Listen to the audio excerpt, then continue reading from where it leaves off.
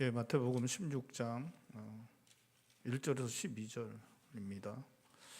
신약 성경 마태복음 16장 1절에서 12절. 마태복음 16장 1절에서 12절 말씀 교독하시겠습니다. 바리새인과 사두개인들이 와서 예수를 시험하여 하늘로부터 오는 표적 보이기를 청하니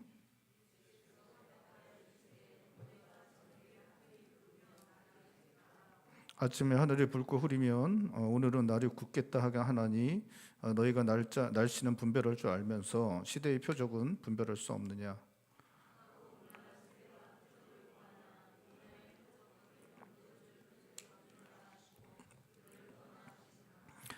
제자들이 건너편으로 갈새 떡 가져오기 가기를 잊었더니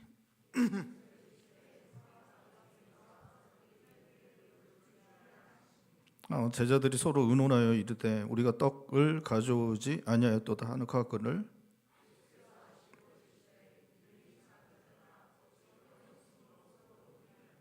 너희가 아직도 깨닫지 못하느냐. 떡 5개로 5,000명을 먹이시고 주운 것이 몇 바구니며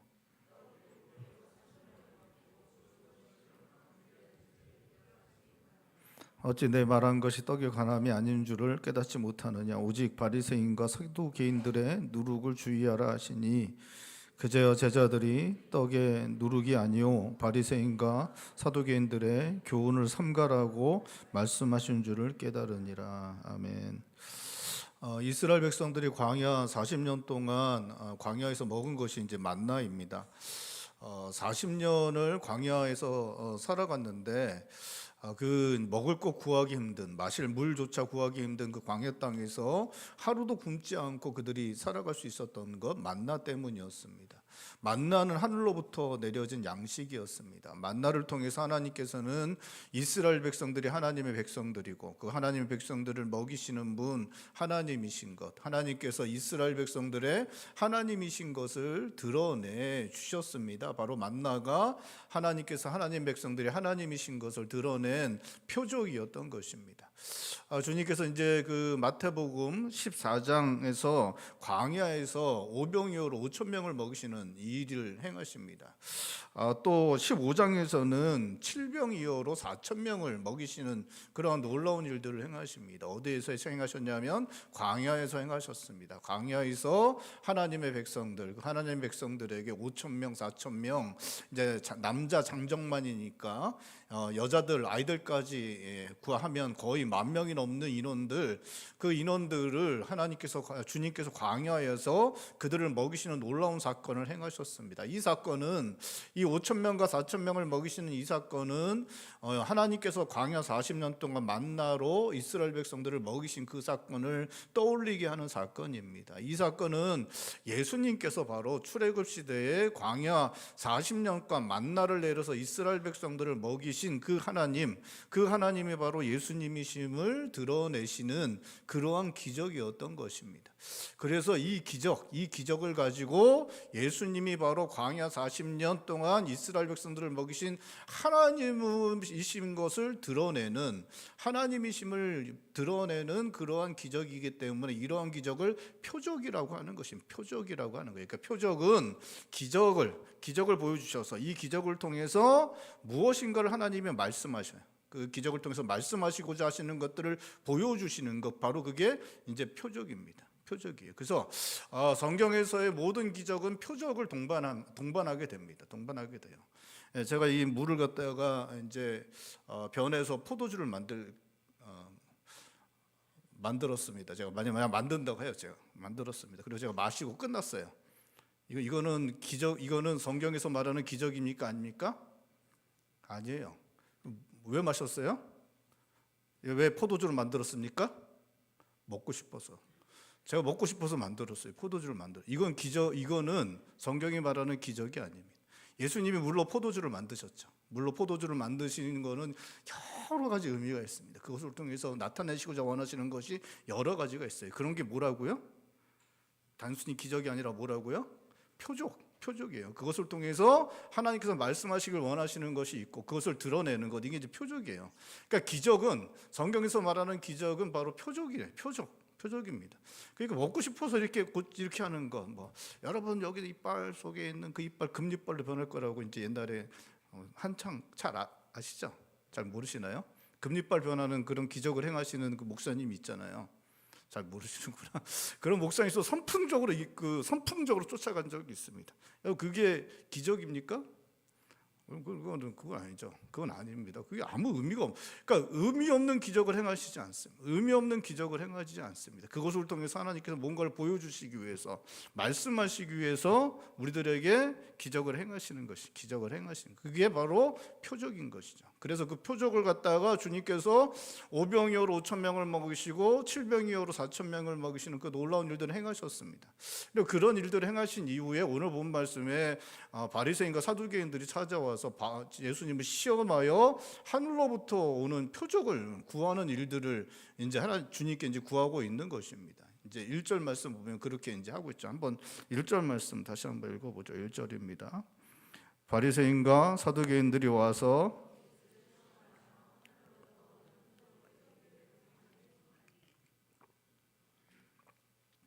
주님께서 충분히 5병이어로 5천 명 먹이시고 또 7병이어로 4천 명을 먹이시는 그런 표적을 통해서 주님께서 어떠한 분이신가를, 하나님으로부터 보내심을 받은 자인 걸 충분히 이렇게 보여주셨는데, 이 바리새인들과 사두개인들이 와서 주님께 하늘로부터 오는 표적을 구하는데 이들이 이제 시험하여 구하였다라고 그렇게 말하고 있습니다. 근데 주님 2절 3절에서 이제 말씀하시죠.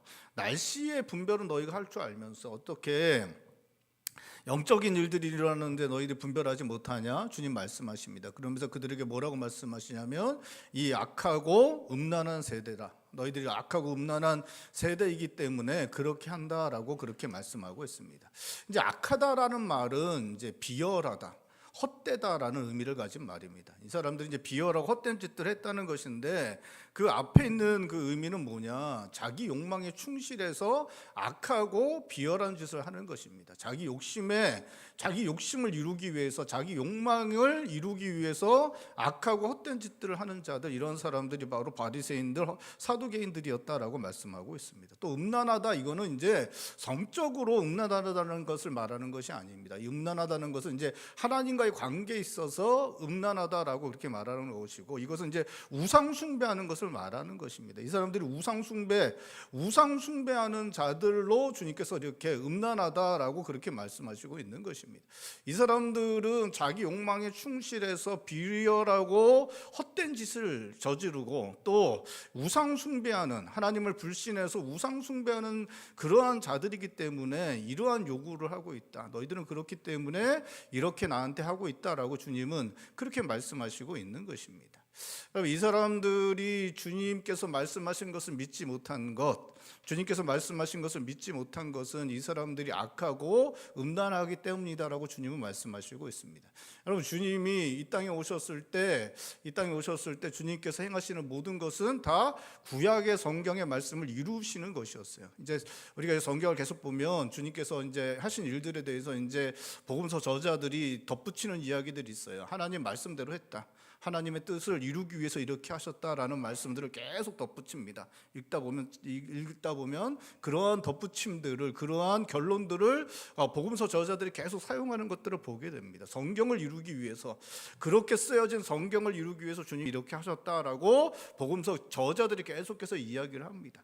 그러니까 주님이 행하셨던 모든 것들은 주님께서 이렇게 구약 성경에서 말한 메시아가 행하기로 예언된 모든 것들을 이루시는 그러한 삶을, 행하심을 주님께서 보여주신 것입니다. 그런데 누구보다도 구약 성경을 잘 알고 있고, 그리고 누구보다도 메시아를 기다리고 있던 이 바리새인들, 사두개인들이 예수님을 믿지 않았다는 것입니다. 메시아로 받아들이지 않았죠. 예수님은 구약 성경대로 예언한 대로 행했음에도 불구하고 그들은 믿지 않은 것입니다. 그들은 예수님을 메시아로 받아들이지 않은 것입니다. 예수님 그것에 대해서 뭐라고 말씀하시냐면 너희들이 자기 욕망에 충실해서 그렇게 비열하고 헛된 짓을 일삼고 너희들은 우상 숭배하기 때문에 나를 받아들이지 않고 시험하여 또다시 표적을 구하는 짓거리나 하고 있다라고 주님은 그렇게 말씀하시고 있는 것입니다. 여러분, 바리새인들 사두개인들이 믿었던 게 있어요. 그게 뭐냐면 정치적 군사적 메시아입니다. 그들이 믿었던 게 정치적 군사적 메시아입니다. 그들이 정말 믿었어요. 그것을 바라고 있었습니다. 이걸 바랐던 이유는 자기 욕망에 충실했기 때문이죠. 자기 욕심에 충실했어요. 그래서 이 사람들은 자기들이 이제 그 시대의 지도자들, 기득권 세력이었는데 자기들의 그 기득권 또 자기들이 가지고 있는 힘 이러한 것들, 특권 의식 이런 것들이 충실해서 자기들은 특별하다고 생각했습니다. 특별하고 특권을 갖고 있고 또 동시에 또 그 시대의 기득권이었기 때문에 정치적 군사적 메시아가 와서 로마를 갖다가 압제로부터 벗어나고 모든 나라를 이스라엘에 무릎 꿇는 그런 나라를 만드는 것, 이것이 너무 당연하고 너무나 있어야만 되는, 되어져야만 되는 일들로 이 사람들은 생각하고 있었습니다. 선민의식, 하나님의 백성 선민의식으로 가득 차 있었고, 그리고 그 선민 중에서도 특별한 자들 바리새인이고 사두개인들이었고, 그렇기 때문에 그들은 정치적 군사적 메시아가 와서 로마로부터 이스라엘을 갖다가 구원해내고 그리고 모든 나라를 이스라엘의 발 아래 무릎 꿇도록 만드는 그 메시아가 반드시 와야 했습니다. 이들이 믿었던 건 그것이었습니다.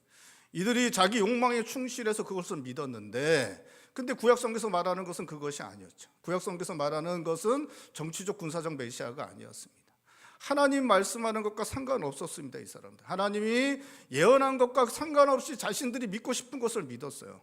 하나님이 말씀하신 것과 상관없이 자기가 믿고 싶은 것을 믿었습니다. 하나님이 말씀하신 대로 행하신 예수님이 이 땅에 오셨지만 그분을 메시아로 받아들이지 않았습니다. 여러분, 하나님이 말씀하는 것과 상관없이 자기가 믿고 싶은 걸 믿는 것, 이게 뭐냐? 우상숭배. 우상숭배입니다. 하나님을 믿는 것이 아니라 자기가 믿고 싶은 것을 믿는 것, 이게 뭐예요? 우상숭배입니다. 하나님을 믿는 것이 아니라, 하나님이 말씀하신 것을 믿는 것이 아니라 자기가 믿고 싶은 것을 믿는 것, 이게 바로 우상숭배입니다. 자기 욕망에 충실해서 비열하고 헛된 그러한 생각에 사로잡혀서 자기가 믿고 싶은 것, 하나님의 말씀이 아니라 자기가 믿고 싶은 것들을 믿었던 사람들이 누구냐? 바리새인들, 사두개인들이고 유대인들이었습니다. 그러한 세대를 향해서 주님 뭐라고 말씀하시냐? 이 악하고 음란한 세대라고 말씀하시면서 너희들이 그렇게 악하고 음란하기 때문에 나를 시험하고 있다라고 주님 그렇게 말씀하시고 있는 것입니다. 여러분, 이 바리새인들, 사두개인들은 예수님과 동시대에 살았던 사람들입니다. 예수님이 말씀하시는 것을 직접 들을 수 있었던 사람들입니다. 여러분, 이 사람들은 예수님이 행하시는 놀라운 일도 다 봤던 사람들이에요. 병 고칠 때도 보고 귀신 내쫓을 때도 봤던 사람들입니다. 오병이어로 5,000명 먹이시고 7병이어로 4,000명 먹일 때도 그 사람들 그 종교 지도자들의 끈앞풀들이 다 거기에 다 있었기 때문에 그것도 다 알던 사람들이었습니다. 예수님과 동시대를 살았고 예수님께서 말씀하시는 것 듣고 예수님이 행하시는 놀라운 기적 속에서 함께 살았던 그러한 사람들이었습니다. 그런데 그들이 예수님을 받아들이지 않습니다. 왜냐하면 자기 욕망에 충실해서 하나님을 불신하고 우상 숭배하는 일들을 행했기 때문이죠. 여러분, 이 사람들이 특별하냐? 그렇지 않아요. 특별하지 않습니다. 이 사람들과 똑같이 행동한 사람들이 있죠. 누굽니까? 출애굽 시대의 이스라엘 백성들입니다. 그들은 광야에서 날마다 만나를 먹었습니다. 여러분, 만나, 그렇죠? 우리 같으면 만나 한 번만 먹어도 진짜 예수님 믿고 충성하고, 그렇죠? 아닙니까? 그렇잖아요. 우리 만나 한 번만, 홍해 한 번만 건너면 어떻게 되겠습니까? 홍해 한 번만 건너면 어떻게 돼요? 우리는 죽을 때까지 변함없이 믿죠, 그렇죠? 아니에요? 예? 홍해 한 번만 건너면 그렇잖아요. 홍해를 우리가 안 건넜지. 우리가 안 건너서 그렇지. 우리가 홍해만 건너면 진짜 우리는 진짜 뭐 끝까지 진짜 주님 따르죠. 그렇죠? 아멘 좀 하세요. 그 정도는. 예? 그렇잖아요. 우리가 홍해를 안 건너서 그렇지. 홍해를 건넜으면 진짜 끝까지 믿죠. 그렇죠? 예? 만나를 안 먹어서 그렇지. 만나 한 번만 먹었어도 끝까지 충성하고 순종하고 어떤 일이 있어도 변함없이 주님 따르고, 그렇죠? 그렇죠? 우리 그럴 것 같은데 그렇지 않죠. 그렇지 않아요. 이스라엘 백성들이 그 놀라운 일들, 홍해를 건너고 만나를 먹고 하나님 행하시는 그 놀라운 일들이 있었는데 그 인간들이 어떻게 했습니까? 하나님을 반역하고 강팍하고 완악하게 불평하고 원망하고 소리 지르고 모세 죽이고 돌아가자, 돌 던져서 죽이고 돌아가자 이야기하고, 하여튼간 진짜 끝장을 내주는 모습을 갖다가 민수기에서 계속해서 보여주고 있습니다. 반역의 역사를 그들이 계속해서 보여주었습니다. 우리가 생각하기에는 사두개인들, 바리새인들처럼 할 수 없을 것처럼 우리는 생각합니다. 예수님과 동시대를 살았고 예수님의 말씀을 직접 들었고 예수님이 행하시는 기적 속에서 그들이 살았는데 어떻게 이룰 수 있는가? 근데 놀랍게도 성경은 그럴 수 있다라고 그렇게 말하고 있습니다. 자기 욕망에 충실하고 하나님을 불신하면 그렇게 할 수 있다 말씀하고 있습니다. 이스라엘 백성들도 그렇게 했습니다. 출애굽 당시에 이스라엘 백성들도 자기 욕망에 충실하고 하나님을 불신하자 우상 숭배의 길로 나아가는 모습 보여주고 있습니다. 사랑하는 성도 여러분, 자기의 욕망에 충실해서 불신하는 마음을 갖게 되면 우리가 하나님보다, 하나님 말씀보다 더 우리가 옳다고 생각하는 것들을 우리가 붙잡을 수 있게 됩니다. 사람이 갖고 있는 그 참 연약함이 뭐냐? 의로움을 붙잡는 거예요. 의로움을 붙잡습니다. 그리고 자기가 스스로 의롭다라는 것을 주장하는 거예요. 예, 의롭다라는 걸 주장하는 것입니다. 여러분, 이제 사람들, 우리가 함께 살아가는 사람들에게 너 잘못했어라고 얘기할 때 좋아하는 사람이 있습니까? 없죠. 여러분, 이렇게 너 잘했어라고 그러면 사람들이 싫어해요? 예? 사람들은 다 자기가 어떻게 원하냐면 의롭다고 하기를 원합니다. 그래서요, 사람들한테 너 잘못했어라고 얘기했는데 감사하다고, 그래요 제가 잘못했어요, 그런 얘기 들을 줄 알았어요, 그런 사람들은 거의 없습니다. 너 잘했어 그러는데 내가 뭘 잘했어, 난 아니야, 그래서 머리 찢어뜨려서 나는 잘못했어, 난 잘하지 않았어, 막 뒹굴면서 막 괴로워하고, 그런 사람은 별로 없습니다. 여러분, 사람은 다 의롭기를 원하고 그리고 자기가 의로운 줄 압니다. 그리고 자기의 의로움을 드러내려고 해요. 그게 욕망입니다. 사람은 그 욕망이 있어요. 자기가 의롭고 의로워야 되고 다른 사람도 의로워야 되고 나도 의로워야 되고 다른 사람도 의로워야 되고, 그러지 않으면 서슴없이 비난하고 비판하고 하려는 그런 마음들이 있습니다.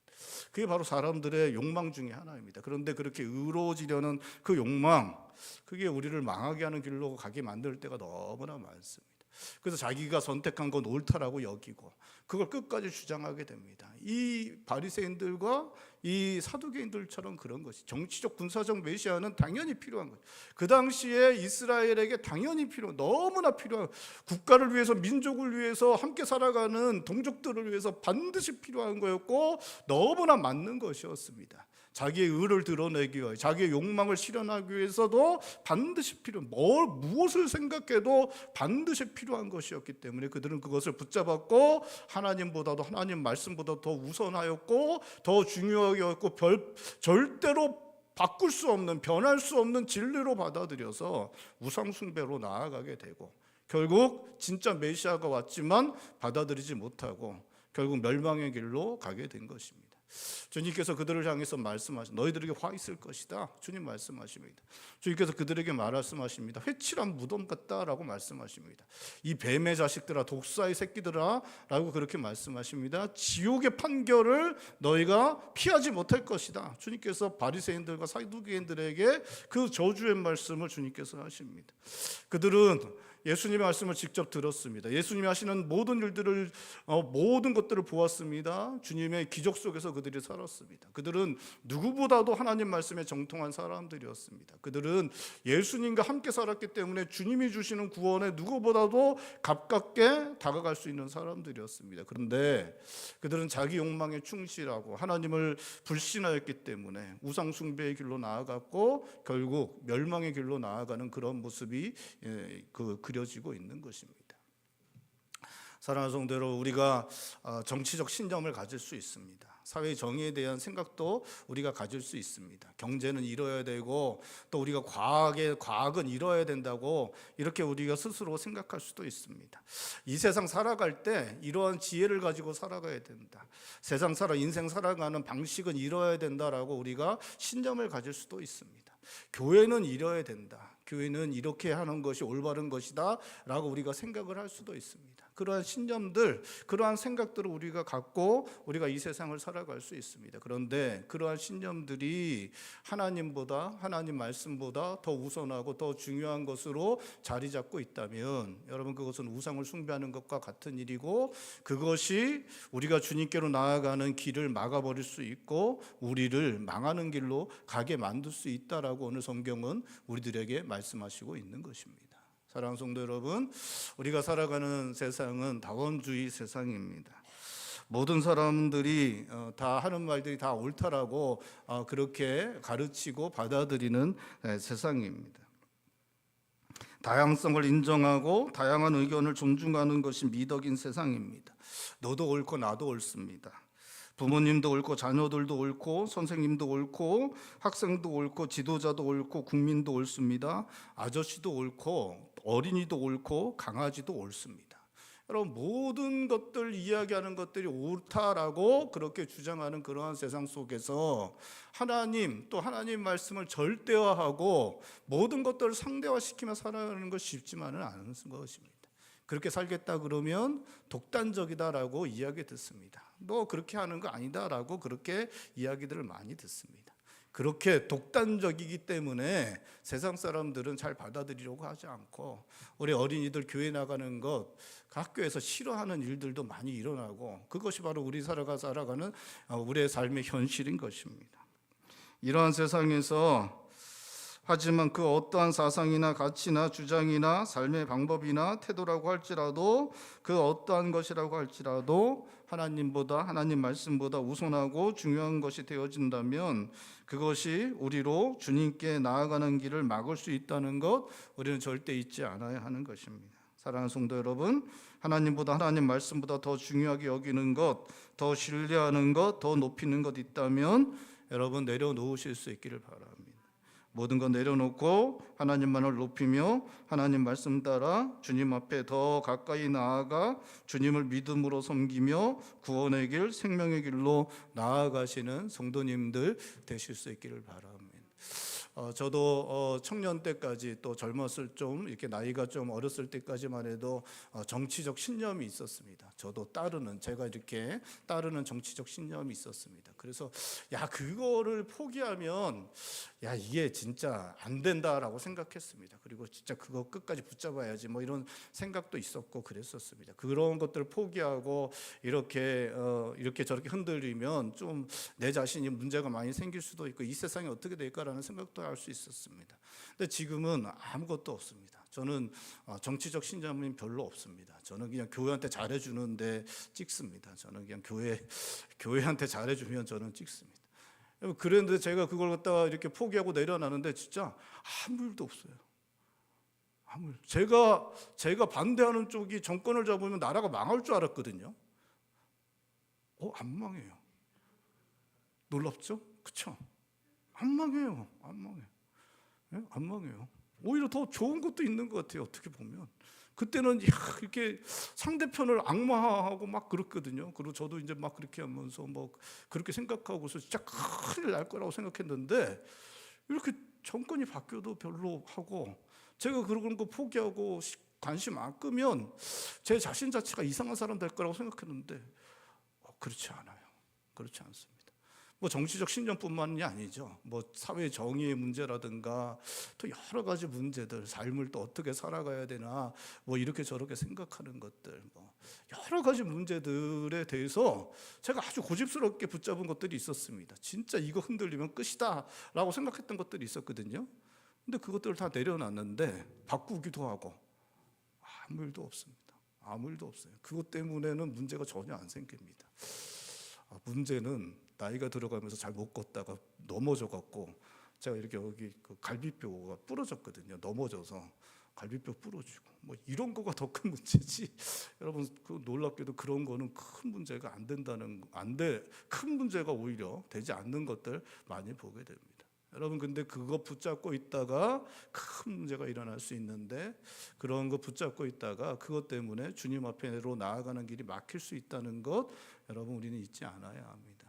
주님 주시는 은혜로 나아가는 것이라, 은혜로 나아가는 것을 가로막는 것 있다면 다 내려놓으실 수 있길 바랍니다. 다 내려놓고 주님 앞으로 나아가고 주님께 더 가까이 가고 주님과 더 깊은 관계 가운데 들어가서 주님 주시는 생명의 길로 구원의 길로 더욱 힘있게 나아갈 수 있는 성도님들 되실 수 있기를 주님의 이름으로 축원드립니다. 6절에 주님은 제자들과 함께 가시면서 바리새인들과 사두개인들의 누룩에 대해 말씀하십니다. 6절 우리 한 목소리 읽어보죠. 6절 말씀 우리 한 목소리 읽겠습니다. 예수께서 이르시되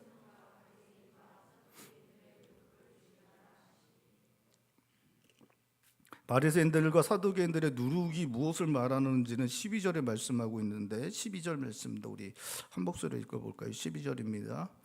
그제서야 제자들이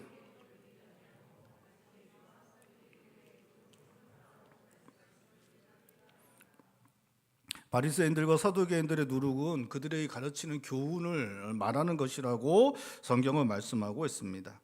바리새인들의 교훈은 형식주의적인 것이었습니다.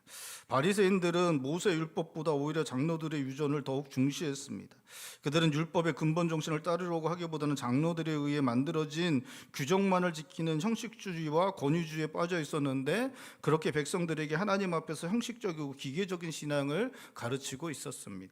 사두개인들의 교훈은 세속적인 것이었습니다. 여러분, 사두개인 하면 우리가 반드시 기억해야 되는 게 이 사람들은 영적 세계를 인정하지 않은 것입니다. 그들은 부활을 믿지 않았습니다. 영적 세계를 인정하지 않았습니다. 그렇기 때문에 이 사람들은 세속적인 세상적인 것만 이렇게 눈에 보여지는 것만 인정했어요. 그래서 눈에 보여지는 그런 권력, 눈에 보여지는 힘, 눈에 보여지는 것만 인정했어요. 그래서 이들은 놀랍게도 사두개인들은 놀랍게도 자신들이 로마의 압제 가운데 있었음에도 불구하고 친로마적인 그러한 삶의 모습을 보여주었습니다. 그래서 친로마적인 권력자들에게 그들에게 더 가까이 지내고 헤롯 왕조에 더 가까이 지내는 그런 모습들을 보여주었고 그렇게 백성들을 가르친 것입니다. 이들의 이렇게 가르침들 이것들은 하나님 앞에서 합당하지 않고 잘못된 것들이었습니다. 그런데 이들이 교묘하게 아주 포장을 잘했어요. 교묘하게 아주 포장을 잘했습니다. 정치인들이 이거 너무 잘하잖아요. 저는 이렇게 TV 보면서 뉴스 보면서 놀랄 때가 많습니다.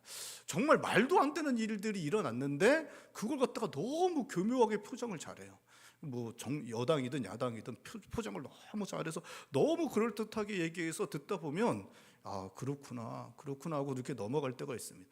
이렇게 한 거죠. 바리새인하고 이 사두개인들도 자기들의 가르침이 하나님 앞에서 백성들을 망하게 하는 가르침인데 너무 그럴듯하게 포장을 너무나 잘해서 가르치니까 이것들이 백성들의 삶 사이, 백성들 사이에 그렇게 누룩처럼 퍼지는 일들이 일어나게 되었고 그런 해악들이 일어나게 되었음을 주님께서 이제 말씀하시고 있는 것입니다. 그런데 예수님께서 이 말씀을 하셨고 이 말씀을 제자들에게 하셨는데 이 말씀을 들은 제자들은 그 말씀을 듣고 나서는 어떤 의논들을 하였다라고 그렇게 말하고 있습니다. 그런데 놀랍게도 그들이 의논하고 있었던 것 주님께서 말씀하신 것과는 전혀 다른 것이었다라고 성경은 말씀하고 있습니다. 우리 7절 말씀 보죠. 7절 말씀 한 목소리 읽겠습니다. 제자들이 서로 논의하여 이르되 우리가 떡을 가져오지 아니하였도다 하거늘. 주님은 바리새인들과 사두개인들의 그 누룩, 그들의 교훈의 위험성, 해악 이런 것들을 제자들에게 이렇게 말씀하셨는데 그 말씀을 듣고 나서 제자들이 하는 이야기는 뭐냐? 우리가 떡을 가져오지 않았다. 그런 이야기들을 하는 그러한 모습들을 갖다 이렇게 보여주었다라고 말씀하고 있는 것이죠. 주님의 마음이 너무나 답답하지 않았을까?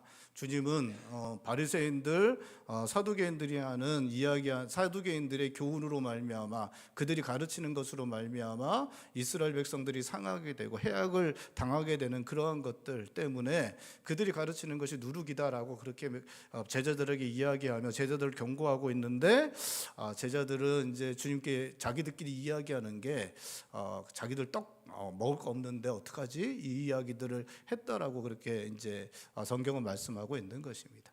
제자들이 그런 모습을 보시면서 주님 너무나 답답해 하십니다. 너무 안타까워 하십니다. 또 그들을 책망하십니다. 어떻게 너네들 그럴 수 있냐라고 그렇게 말씀하십니다.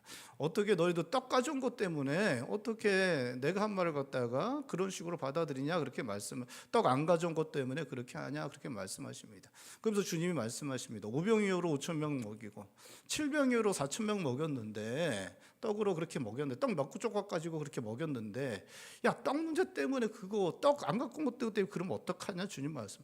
야 5,000명 4,000명을 먹였는데 그 너네 몇 명 된다고 그거 내가 못 먹이겠냐. 그 떡 문제 때문에 걱정해 갖고 그런 식으로 반응하냐. 주님은 그 제자들에게 책망하시고 있는 것입니다. 그런 책망을 듣고 나서야 제자들은 그제서야 주님께서 하셨던 말씀이 무엇인지를 깨달아 알게 되었다라고 그렇게 성경은 말씀하고 있는 것입니다. 제자들은 떡을 가져오지 않은 것에 마음이 가 있었습니다. 그 문제를 믿음으로 바라보지 못하고 있었습니다. 떡 문제에 마음이 가 있었기 때문에 그 마음은 믿음은 사라졌고 그래서 주님의 말씀 제대로 이해하지 못하였습니다. 계속해서 떡 문제만 생각하게 된 것입니다. 믿음 없이 현실의 문제에 마음을 빼앗기면 주님의 말씀을 제대로 들을 수 없습니다. 주님이 행하시는 일도 제대로 받아들이지 못합니다. 잘못 해석하게 되고 엉뚱한 결론 내리기도 합니다. 주님이 주시는 놀라운 것들을 체험하지 못하게 됩니다. 여러분, 믿음이 없으면 주님의 말씀, 주님의 뜻을 깨달아 알 수 없습니다. 믿음의 눈으로 바라볼 때 우리의 마음은 깨달을 수 있습니다. 마음은 열리고 가능성을 바라보게 됩니다. 우리의 영성은 회복되고 영적 상상력 가지고 우리에게 일어날 일들 받아들일 수 있게 됩니다. 우리에게 일어날 일들 믿음의 눈으로 바라보게 됩니다. 하나님으로부터 오게 되는 꿈도 꾸게 될 수 있습니다. 여러분, 믿는 사람들은 믿음으로 세상을 살아가는 것이 가장 중요한 것입니다. 믿음을 잃지 않아야 합니다. 믿음으로 살아갈 때 현실의 문제들 앞에서 장애물 앞에서 위축되지 않을 수 있습니다. 물러서지 않을 수 있습니다. 새로운 것들을 생각하게 되고 놀라운 방법들을 생각하게 되고 하나님이 주시는 꿈을 꾸게 됩니다. 믿음으로부터 시작되는 것입니다. 여러분, 떡에 마음이 빼앗겨서 믿음을 잃게 되면 주님께서 말씀하시고 계신데도 그 말씀을 받아들일 수 없습니다. 주님이 말씀하셔도 그 말씀을 받아들일 수 없습니다. 떡 생각만 하게 되기 때문에 그렇습니다. 그 걱정만 하게 되기 때문에 그러한 것입니다. 하나님께서 허락하신 이 세상, 이 시간 속에서 영적 상상력을 동원하여 주님께서 행하실 놀라운 일들을 믿음의 눈으로 바라보려면 우리들에게 필요한 것 바로 믿음인 것입니다. 오늘 본 말씀에서 제자들은 현실의 문제에 집중함으로 말미암아 깨닫지 못하게 되었다고 그렇게 말하고 있습니다. 제자들은 떡의 문제에 골몰 하느라 마음이 둔하여져 버렸습니다. 그들은 믿음의 눈이 가려져 버린 것입니다. 먹고 입고 사는 문제, 현실의 문제는 물론 중요한 문제입니다. 중요하게 다루어야 할 것들입니다. 하지만 먹고 입고 잠자는 문제, 현실의 문제에만 마음을 쏟으면 우리의 마음은 둔하여질 것입니다. 믿음의 눈은 가려워집니다. 영적 상상력은 있을 수 없습니다. 주님은 우리에게 무엇을 먹을까 무엇을 입을까 걱정하지 말라 말씀하십니다. 오히려 우리에게 주님의 나라와 의를 구하라. 그리하면 우리에게 모든 것을 더하실 것이라고 말씀하십니다. 현실의 필요에 집중하지 말고 영적 상상력을 가지고 하나님 나라와 그 의를 구하면 주실 모든 것들 주실 것이다. 우리들에게 말씀하시고 있는 것입니다. 믿음으로 하나님 앞에 나아가야 한다라고 그렇게 말씀하고 있는 것입니다. 현실의 문제와 함께 인생에서 만나게 되는 어려움, 고난도 우리의 믿음을 잃게 만들 수 있습니다. 마태복음 14장에 보면 예수님이 오병이어로 5,000명 먹이신 후에 제자들이 먼저 배 타고 건너편으로 가게 됩니다. 바다 가운데 제자들은 풍랑 만나고 두려워하게 되는데 주님께서 물 위를 걸어서 오게 됩니다. 제자들이 이렇게 막 풍랑 가운데 그렇게 막 고난당하고 어쩔 줄 몰라하는 상황 가운데 두려움에 빠져 있을 때 주님께서 물 위를 이렇게 걸어오니까 주님을 뭐라고 이야기하냐면 유령이다라고 이야기를 합니다. 주님을 주님으로 바라보지 못합니다.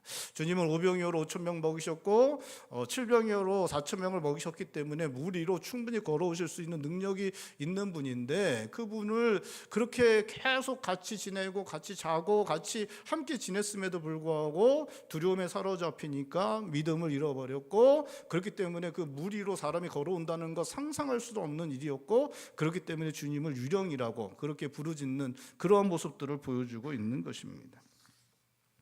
어려움은 우리의 마음을 빼앗아 갈 수 있습니다. 두려움에 사로잡히게 만들 수 있습니다. 다른 것들을 바라보지 못하게 만듭니다. 믿음의 눈으로 세상을 바라보는 것 막아버리기도 합니다. 우리의 마음을 꼼짝하지 못하도록 묶어버리기도 합니다. 어렵고 힘든 중에도 믿음의 눈으로 바라볼 때 어려움을 이겨낼 수 있습니다. 영적 상상력을 가지고 어려움 속에서도 어려움을 이겨낼 방법을 찾아낼 수 있습니다. 하나님께서 허락하시는 놀라운 방법들을 볼 수 있습니다. 답을 찾을 수 있는 것입니다. 여러분, 예수님을 믿는 사람들, 예수님을 따르는 사람들, 예수님의 제자로 살아가는 사람들은 예수님을 믿는 믿음으로 세상을 바라보아야 하고 세상을 살아가야 합니다. 그런데 현실의 필요와 어려움에 우리의 마음을 빼앗기게 되고 두려움에 사로잡히게 되면 언제라도 우리의 믿음은 작아질 수 있습니다. 믿음을 잃을 수 있습니다.